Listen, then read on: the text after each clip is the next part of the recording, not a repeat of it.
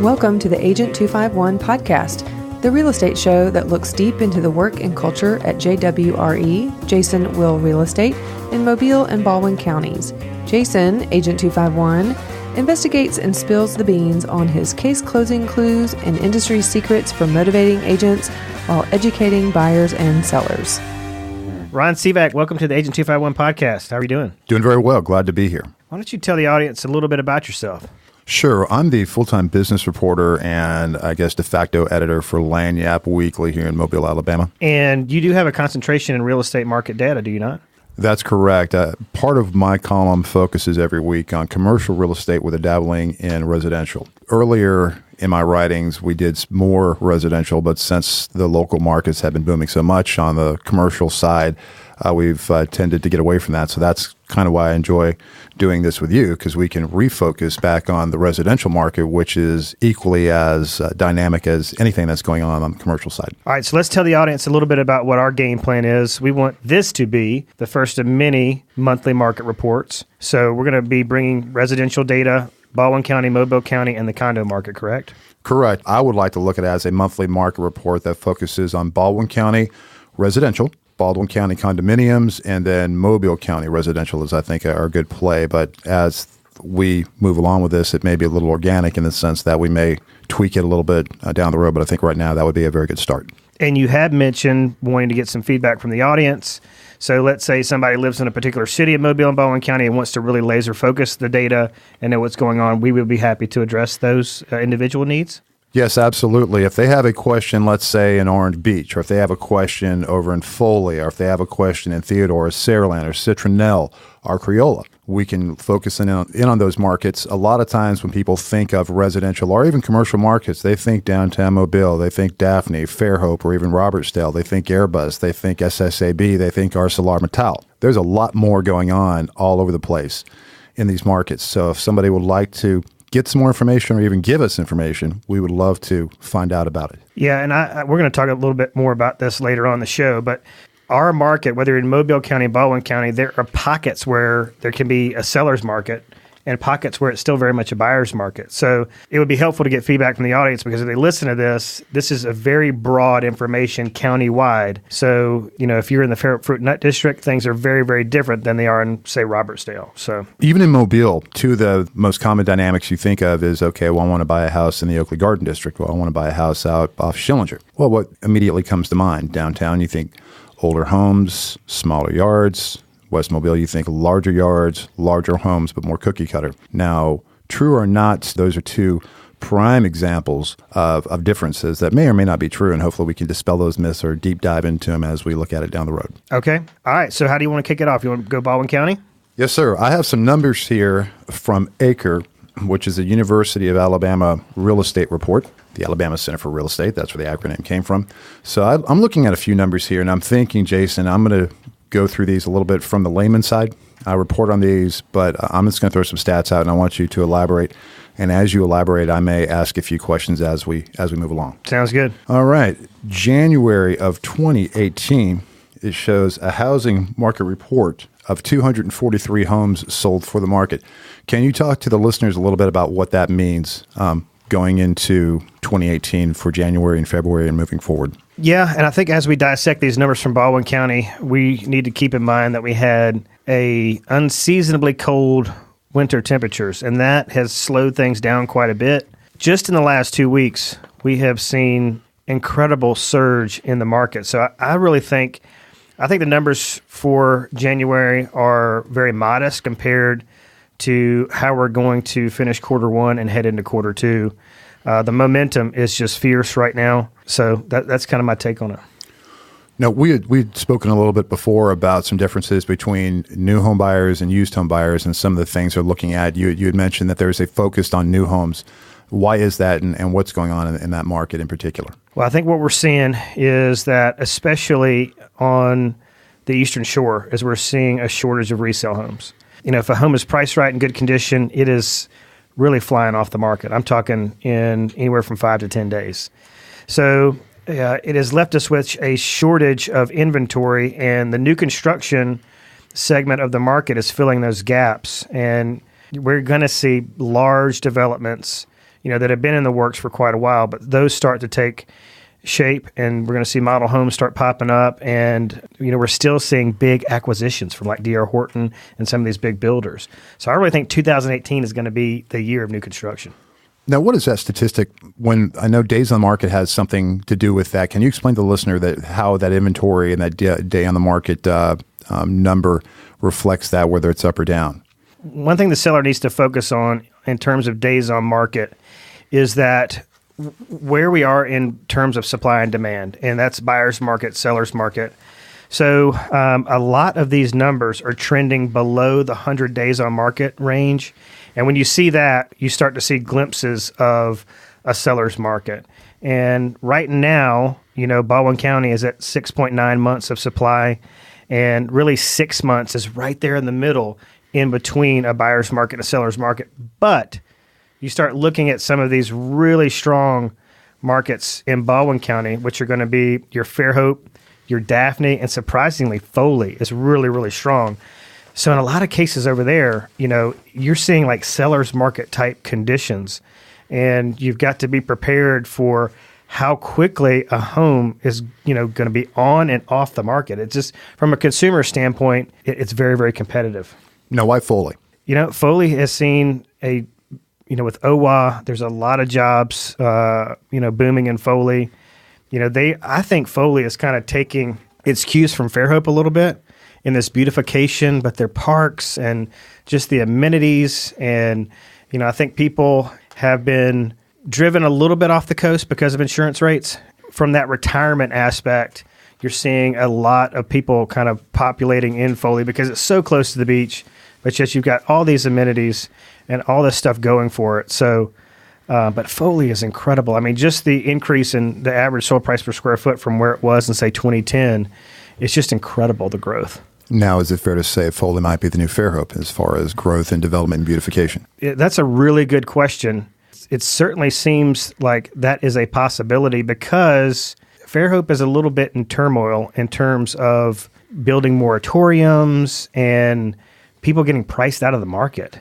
That's an interesting thought. I hadn't really considered that, but you certainly see that when you're driving through the downtown areas and you just see the links they're going to keep it clean and keep flowers in bloom and the links they're going to. I'm excited to see what happens to Foley in the next couple of years. One other statistic here, average selling price. A lot of people look at this and they see it, but they may not realize there's relevancy.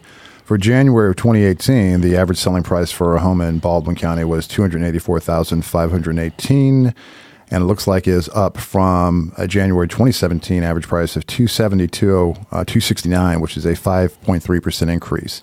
What exactly does that mean for the home buyer? I think the prices are going to continue with a moderate growth, but you're going to have these pockets where it's going to be, it's going to be really tough in terms of an affordability index for buyers to really look at places like, Fairhope, and even Daphne is starting to trend up there quite a bit. So I look at everything. I mean, I think people are very much shell-shocked from the Great Recession, and they're watching this market really, really closely. And, I'm seeing reports all the time about how, lending guidelines are loosening, and we're starting to trend back into our old ways prior to the Great Recession. But I think in some cases you're seeing supply go up, and so you're just seeing these natural fluctuations of the market. So I think the growth is really, really healthy in most areas of the county. Now, is that a composite of both new and used homes, or how do they come to get this number? And also, are those just homes on the Eastern Shore? Do they look at houses in Foley? They look at houses in Robertsdale? A $283,000 house in Robertsdale to me would be kind of surprising if that's the average cost. But again, I know I'm playing devil's advocate here. Hopefully you can explain that to me as well as the listener. Well, it's interesting because I was talking about the recuperation of the market and there being pockets of buyers markets and sellers markets, but that central Baldwin market, you'd be surprised. I mean, Robertsdale We had a listing sell over $200,000 in Robertsdale in 5 days. What the listener needs to understand is that home was priced right and it was in impeccable condition. I mean, really from the curb to the closets, it was pristine. You've got to kind of really have an objective view here and understand that every zip code and even in some cases neighborhoods are going to be significantly different in terms of their data from one to the next. But what ACRE's doing here is they're compiling all the data from across the county. So, I mean, that makes it even more, more so in that broad spectrum. So if you're looking to put your house on the market or you're looking for an accurate valuation, you need to contact a real estate professional. Final thoughts about this segment of the Baldwin County residential market. I know the growth over there, population growth is 49%. One statistic that was thrown out just recently by a news report, fastest growing county in the state, one of the fastest growing counties in the nation. A lot of people who are coming out of town for the Airbus jobs, for the ArcelorMittal jobs, for all these jobs are looking a lot of times anecdotally at Baldwin County. Anything else you want to add to that about people who are looking, who live here now, or who are in Mobile County looking to relocate, or somebody who's coming out of town to Baldwin? Any other key takeaways you can add? I think that has traditionally been the case, and we're going to talk in detail about Mobile County, but I'm really excited about all the things that are going on in Mobile County right now. That I think some people are not so much just looking at Baldwin County because of the schools and moving over there because it might be a little safer, it might be a little less traffic, but I don't think that people are as apt to move to Baldwin County and to look past Mobile given all the growth. That's interesting. Well, that's a good segue then for the non-traditional buyer, let's say for Baldwin County condos. We're going to look at the same three statistics. Maybe you can explain that for maybe the millennial. Maybe let's say that the divorced person or somebody who's moving here and starting out or retiring. For 2018, for example, the average price for a condominium, the median sales price, was $310,000 for a condo in Baldwin County, which to me is surprising. Can you talk about that a little bit? Yeah, I mean, if you want a Gulfront condo, you need to kind of hurry up because the prices are really getting insane. And, I look at this, I think it's a really good investment for somebody that, is looking for a maintenance-free living environment and doesn't want to have to deal with insurance. I mean, everything is just covered for that condo buyer. But what I'm really excited about is more from the investment side. I mean, we can literally sit down with a condo buyer and look at, based on, this is going to be development by development, so it's very development specific, but we can tell them, where they can generate a 6 to 10% return just based on the number of bedrooms and the exact location of the development. So that's what really excites me is because thinking beyond the stock market and a lot of these investments accounts where the return is just very, very flat, people are saying, well, I want to get into real estate investing, and the condo market is very turnkey because the rentals are so strong. So you're saying this could be geared also for people who are looking to get that second property for investment, somebody who wants low maintenance turnkey piece of property they can rent out after purchasing. Is that kind of the gear you're looking at or the mindset for people who are looking to get these condos over there now? I think so predominantly. I worry about, seniors for it being a full-time retirement destination because some of these condos are very, very low-key. We can help them locate the low-key condos, which are, primarily second home owners, maybe developments that have rental restrictions. But some of these developments, they are wide open in peak season. It's just very, very loud and very busy. That's why I think Foley is seeing such a resurgence because it's still affordable. You've got medical facilities, drugstores, everything's super convenient, and the traffic is much lighter. Well, apparently some of these listeners are jumping the gun and maybe taking your advice before even listening to this episode because I'm comparing the numbers here.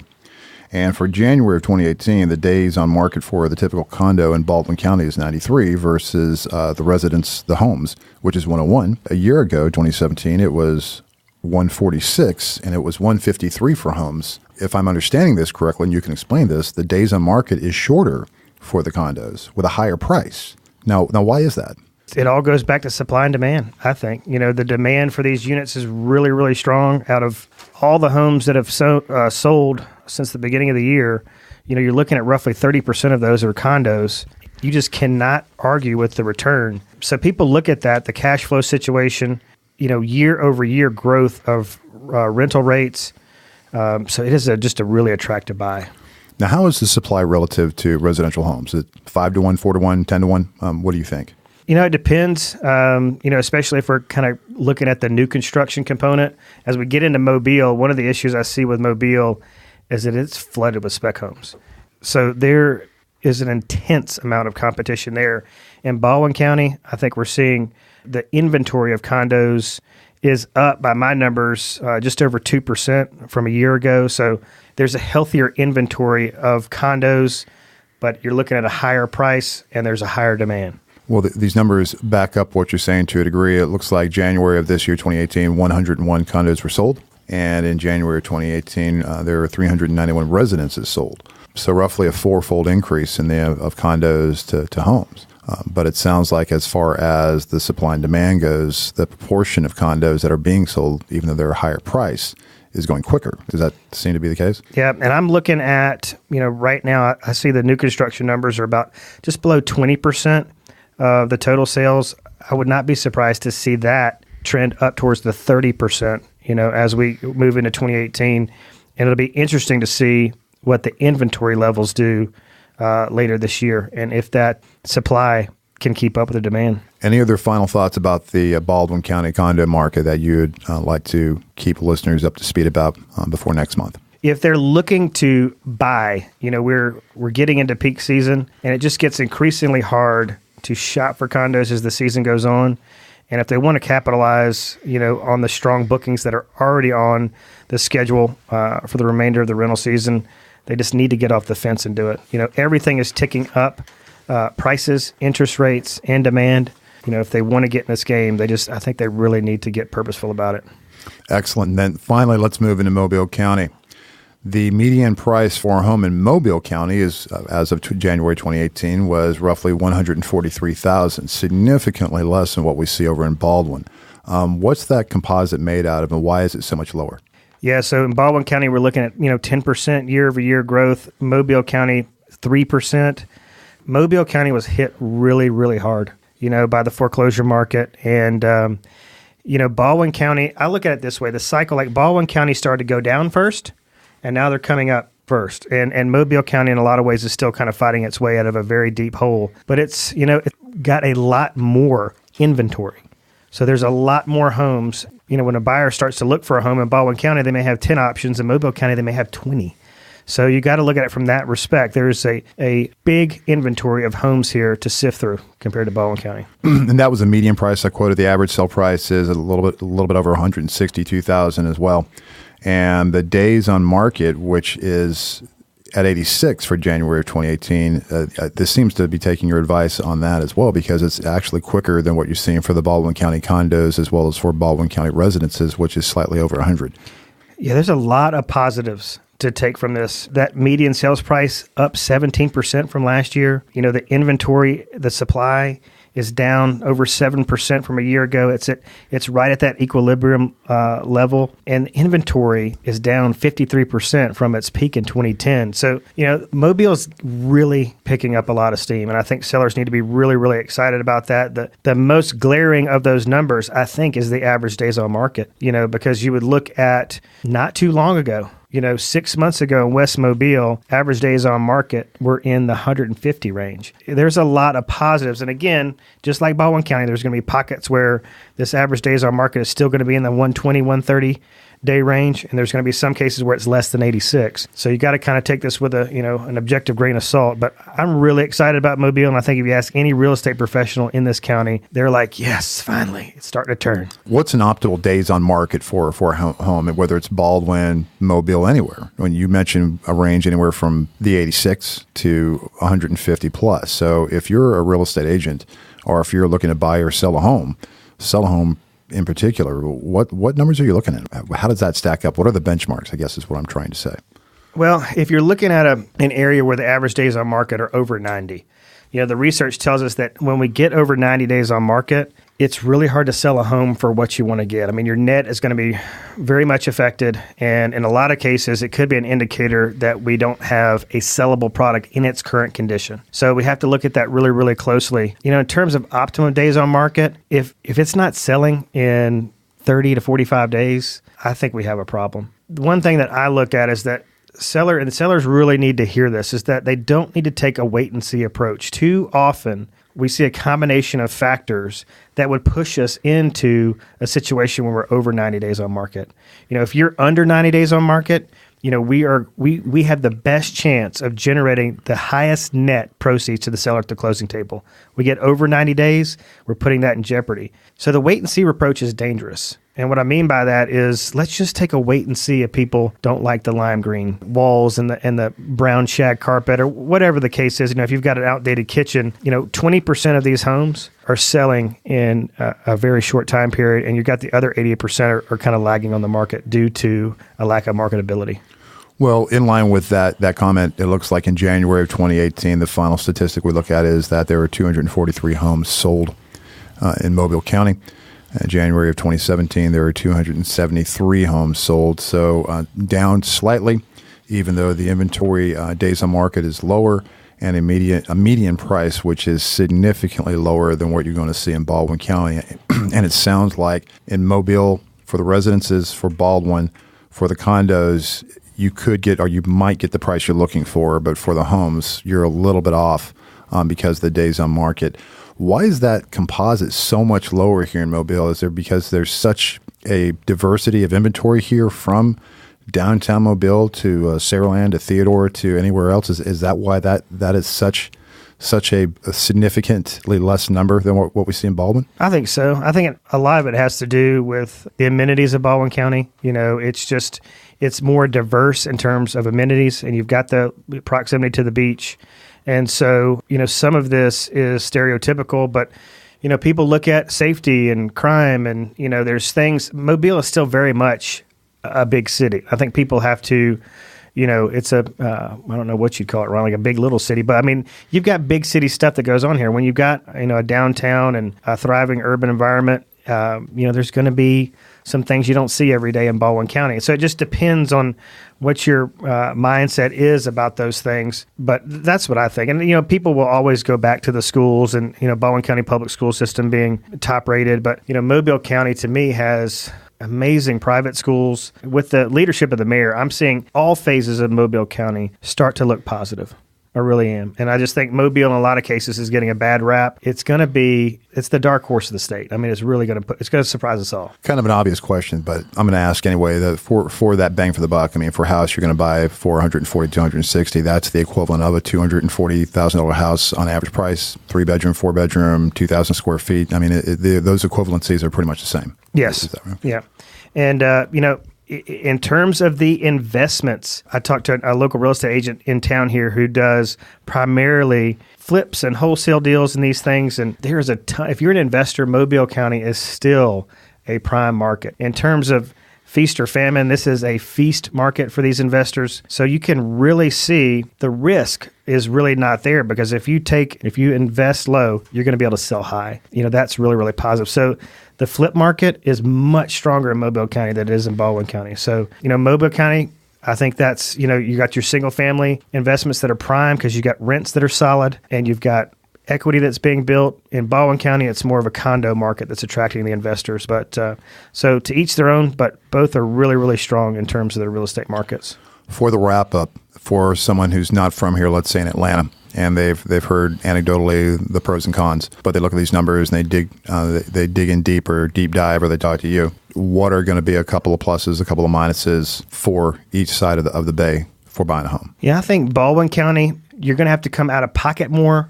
And so it's just relative, the return you're going to get. So you're going to get a bigger return, but you're going to have to come out of pocket more.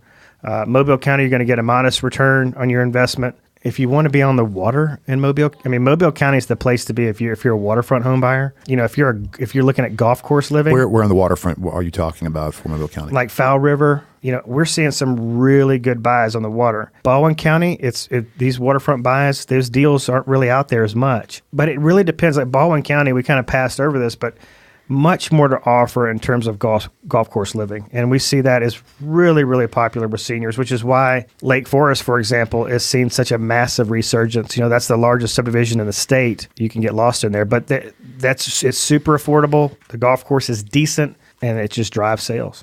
One last thought on downtown and with the historic tax credit and with the redevelopment, south of Broad Street. Any observations from there? We're in the Container Yard, which is the building here, benefited from the tax credit. Anything else that you've seen right off the bat going into this year, just as an early start, that benefits from that for somebody who's looking to buy a condo, to invest in a condo, or rent a home here for a millennial or a Generation X person, or for even a retired person who's a baby boomer? I mean, I think all the money is downtown Midtown. I mean, I think it's all right here. I think you're going to see a shift of people wanting to get out of the cookie cutter and get into a more, romantic, design, something to really get into an appreciation of architecture and lifestyle and walkability. There seems to be a concentration from the business community and the local political leaders to get behind and support businesses that are actually are community gathering places and that bring up the value of the community. So, if I was purchasing, I would be looking at these historic homes. You get the tax credit, which is, can really make it a great deal, but you've just got this lifestyle component that you won't really find in Baldwin County unless you're in the Fairhope Fruit and Nut District, which is really expensive.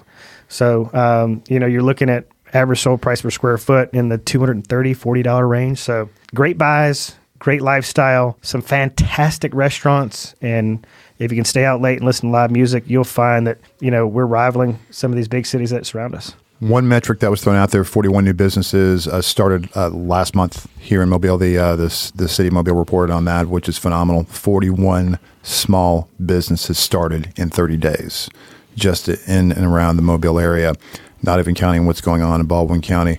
Any final thoughts for the listeners on anything we've talked about, whether it's condominiums, whether it's from the mobile market, anything from Baldwin County? Last words, thoughts that you like to say for the listeners out there? I would just like to say I'm really excited about what's going on in terms of the economies on both sides of the bay. There is a lot going on. We have some issues we need to hopefully get figured out. One is the Bayway, which is just a massive headache. But, I think we're going to see Mobile's commitment to the resurgence of the downtown area, which is long overdue. We've got great leadership on both sides of the bay. I think that, we're going to see, Mobile and Baldwin County pop up on these top places to live lists for a long time. That's good to hear. Again, like we mentioned at the very beginning of the show, I keep track of a lot of the commercial real estate that's happening. It sounds like the residential markets are equally as robust. And this report was brought to you by the Alabama Center for Real Estate. This is the 2018 January report. We would like to provide this once a month, every month, for you, the listener. And again, if you have any questions or concerns or thoughts, please feel free to give us your feedback. Hey, thanks for coming on the Agent 251 podcast. Ron Sivak, Mayor. If there's any politicians listening, especially Mayor Stimson, I hope he would come join us on this show and talk about all the great things that are going on in Mobile. But look forward to having you back on the show next month. Thanks. And one last thing I'd like to mention, I did cover tourism and business for The Real Deal with Ron Sivak, which is downloaded season 1 on iTunes. If you have questions about that, we do talk about downtown development also. So you can back listen to that before you come on to Agent 251 or listen to Agent 251 and maybe get the whole story. Thank you. All right. Well, what if people want to email you like specific questions about real estate? Are you comfortable giving out your email address? Absolutely.